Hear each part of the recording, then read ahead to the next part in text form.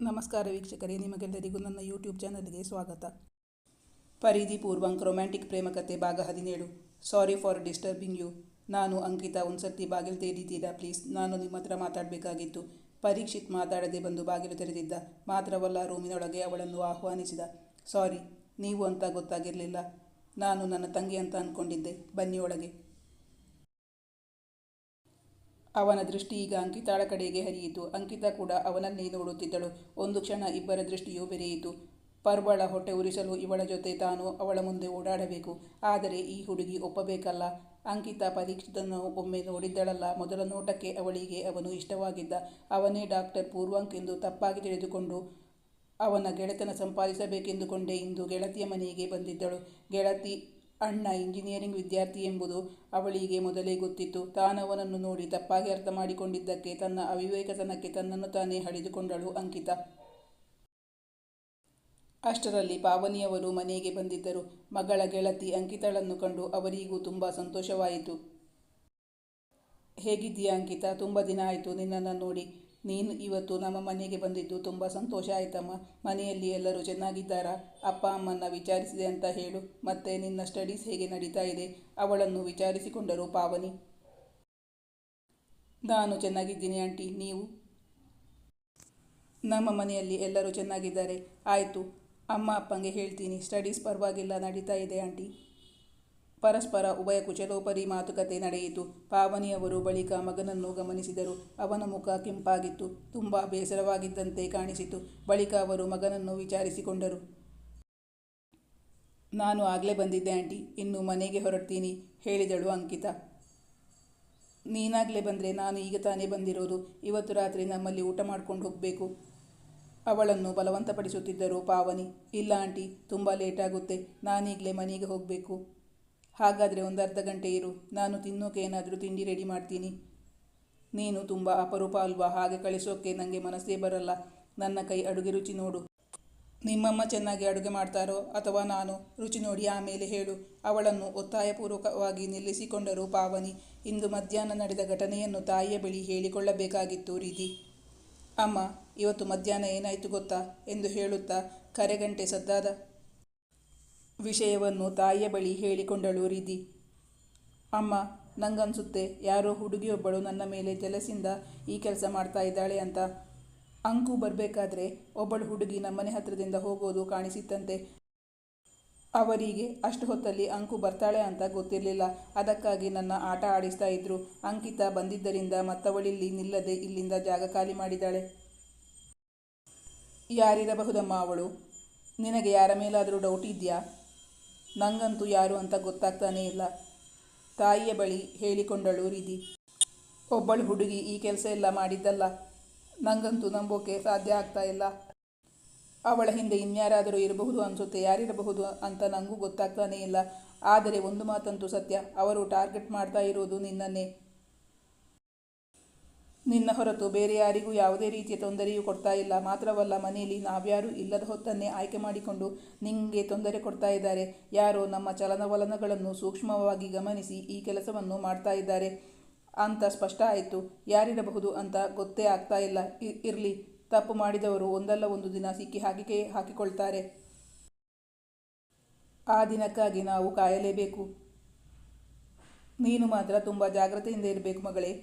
ಅವರ ಮುಖ್ಯ ಉದ್ದೇಶ ನಿನ್ನನ್ನು ಹೆದರಿಸುವುದು. ಇತ್ತೀಚೆಗೆ ನಿನ್ನ ಫ್ರೆಂಡ್ಸ್ ಯಾರತ್ರಾದರೂ ನೀನು ಜಗಳ ಆಡ್ಕೊಂಡಿದ್ದೀಯಾ? ಇಲ್ಲಮ್ಮ, ನಾನು ಯಾರತ್ರನೂ ಜಗಳ ಆಡಿಲ್ಲ. ಅಂಕಿತಾ ನೋಡಿದ ಮೇಲೆ ಕನ್ಫರ್ಮ್ ಆಯ್ತಲ್ಲ. ನಂಗೆ ಯಾಕೋ ದೀಪ್ತಿ ಮೇಲೆ ಡೌಟ್ ಬರ್ತಾ ಇದೆ ಅಮ್ಮ. ಆದರೆ ಅವಳೊಬ್ಬಳೇ ಅಲ್ಲ, ಬೇರೆ ಯಾರೋ ಅವಳಿಗೆ ಸಾಥ್ ಕೊಡ್ತಾ ಇದ್ದಾರೆ. ಅದು ಯಾರಿರ್ಬೋದು? ಕಂಡುಹಿಡಿಬೇಕು. ದೀಪ್ತಿ ಅಂದರೆ ಯಾರು? ನಾನು ಇದುವರೆಗೂ ಆ ಹೆಸರು ಕೇಳಿಲ್ಲ. ನಿನ್ನ ಫ್ರೆಂಡಾ?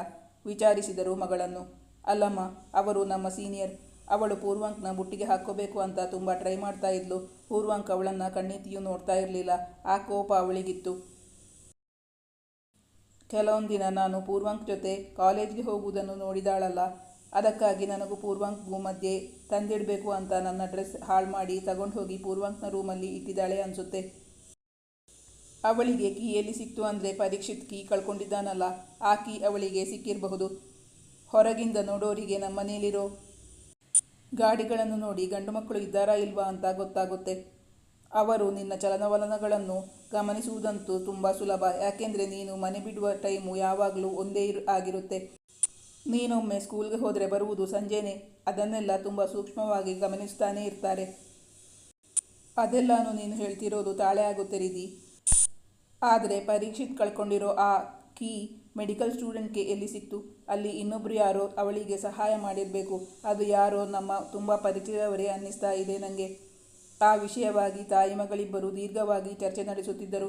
ಅಷ್ಟರಲ್ಲಿ ಅಂಕಿತಾ ಹೇಳಿದಳು, ನಮ್ಮ ಮನೆ ಕೀ ಕಳೆದು ಹೋಗಿದೆ ಅಂತ ಪೊಲೀಸ್ ಕಂಪ್ಲೇಂಟ್ ಕೊಟ್ಟಿಲ್ವಾ ಆಂಟಿ? ಇಲ್ಲ, ಆವತ್ತು ಒಮ್ಮೆ ಕಳ್ಳತನ ಮಾಡೋಕೆ ಬಂದಿದ್ದಾರೆ ಅಂತ ಕಂಪ್ಲೇಂಟ್ ಕೊಟ್ಟಿದ್ದಷ್ಟೇ. ಆಗ ಕೀ ಕಳೆದು ಹೋಗಿರೋ ವಿಚಾರ ಗೊತ್ತೇ ಇರಲಿಲ್ಲ.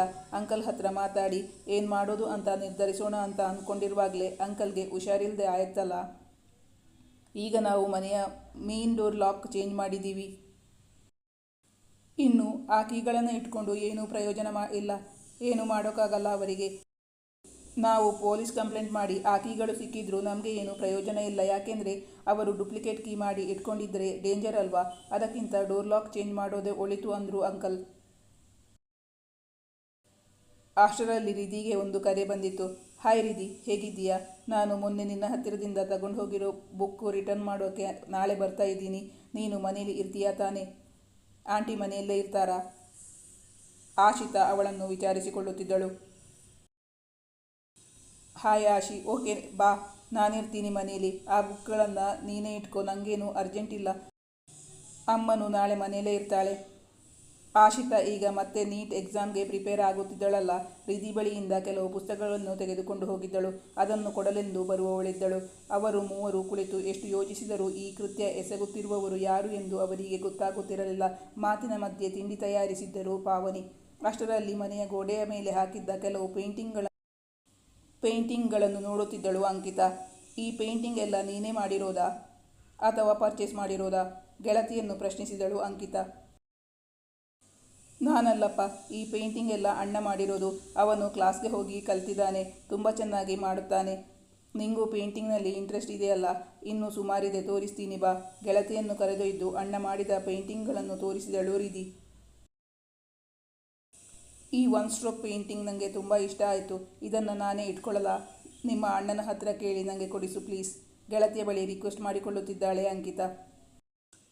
ನಾನು ಕೇಳಿ ನೋಡ್ತೀನಿ. ಅವನು ಓಕೆ ಅಂದರೆ ನಿಮಗೆ ತಂದು ಕೊಡ್ತೀನಿ. ಇಲ್ಲಾಂದರೆ ಐ ಆಮ್ ಹೆಲ್ಪ್ಲೆಸ್. ನನ್ನಿಂದ ಏನೂ ಮಾಡೋಕ್ಕಾಗಲ್ಲ.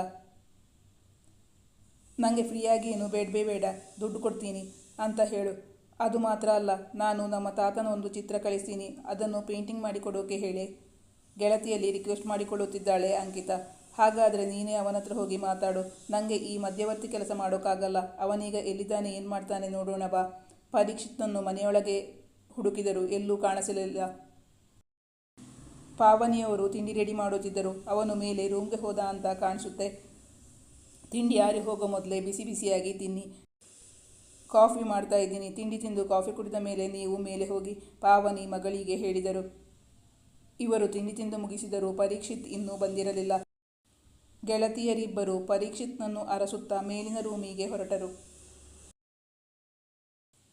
ತನ್ನ ಗರ್ಲ್ ಫ್ರೆಂಡ್ನಿಂದ ಅವಮಾನಿತನಾಗಿ ಬಂದಿದ್ದ ಪರೀಕ್ಷಿತ್ ತುಂಬ ದುಃಖದಲ್ಲಿದ್ದ. ಅವನಿಗೆ ಈಗ ಏಕಾಂತ ಬೇಕಾಗಿತ್ತು. ಅದಕ್ಕಾಗಿ ಅವನು ಮೇಲೆ ರೂಮ್ನಲ್ಲಿ ಒಬ್ಬನೇ ಕುಳಿತಿದ್ದ. ಮೇಲಿನ ರೂಮು ತಲುಪುತ್ತಲೇ ರಿಧಿ ಬಾಗಿಲು ಬಡಿದಳು. ಪರೀಕ್ಷಿತ್ ದುಃಖದಲ್ಲಿದ್ದನಲ್ಲ, ಅವನಿಗೆ ಬಾಗಿಲು ತೆಗೆಯುವ ಉತ್ಸಾಹವಿರಲಿಲ್ಲ. ನನಗೆ ಮೂಡಿಲ್ಲ, ಇಲ್ಲಿಂದ ಹೊರಟು ಹೋಗು. ಅವನು ಬಾಗಿಲು ತೆರೆಯಲಿಲ್ಲ, ಬದಲಾಗಿ ಗದರಿದ ತಂಗಿಯನ್ನು. ನಾನು ಹೇಳಿದರೆ ಕೋಪ ಮಾಡ್ಕೋತಾನೆ, ನೀನೇ ಮಾತಾಡು. ಗೆಳತಿಯ ಬಳಿ ಪಿಸುದನಿಯಲ್ಲಿ ಹೇಳಿದಳು Riddhi. Sorry for disturbing you. ನಾನು ಅಂಕಿತಾ. ಒಂದ್ಸಲ ಬಾಗಿಲು ತೆರೀತೀರಾ ಪ್ಲೀಸ್? ನಾನು ನಿಮ್ಮ ಹತ್ರ ಮಾತಾಡಬೇಕಾಗಿತ್ತು. ನನ್ನನ್ನು ಕಂಡ್ರೆ ಅವನು ಗುರು ಅಂತಾನೆ. ನಾನು ಕೆಳಗೆ ಹೋಗ್ತೀನಿ, ನೀನೊಬ್ಬಳೇ ಹೋಗಿ ಅವನ ಹತ್ರ ಮಾತಾಡು. ಏನು ಬೇಕೋ ಕೇಳಿಕೊಂಡು ಬಾ. ಇನ್ನು ನೀನುಂಟು ಅವನುಂಟು. ಹಾಗೆಂದು ಹೇಳಿ ರಿಧಿ ಅಲ್ಲಿಂದ ಕೆಳಗೆ ಹೊರಟು ಹೋದಳು. ಬಾಗಿಲು ಬಡಿಯುತ್ತಿರುವುದು ತಂಗಿಯಲ್ಲ, ತಂಗಿಯ ಗೆಳತಿ ಎಂದು ಗೊತ್ತಾದಾಗ ಪರೀಕ್ಷಿತ್ ಮಾತಾಡದೆ ಬಂದು ಬಾಗಿಲು ತೆರೆದಿದ್ದ. ಮಾತ್ರವಲ್ಲ, ರೂಮಿನೊಳಗೆ ಅವಳನ್ನು ಆಹ್ವಾನಿಸಿದ. ಸಾರಿ, ನೀವು ಅಂತ ಗೊತ್ತಿರಲಿಲ್ಲ. ನಾನು ನನ್ನ ತಂಗಿ ಅಂತ ಅಂದ್ಕೊಂಡಿದ್ದೆ. ಬನ್ನಿ ಒಳಗೆ. ಪರೀಕ್ಷಿತ್ ತನಗೆಲ್ಲಾದರೂ ಅಂಕಿತಾಳ ಸಹಾಯ ಸಿಗುತ್ತದಾ ಎಂದು ಯೋಚಿಸುತ್ತಿದ್ದ. ಅದೇ ಸಮಯಕ್ಕೆ ಸರಿಯಾಗಿ ಅಂಕಿತಾಳು ಅವನ ಪೇಂಟಿಂಗ್ಗಳಿಂದ ಆಕರ್ಷಿತಳಾಗಿ ಅವನ ಬಳಿಗೆ ಬಂದಿದ್ದಳು. ಮುಂದಿನ ಸಂಚಿಕೆಯಲ್ಲಿ ನಿರೀಕ್ಷಿಸಿ.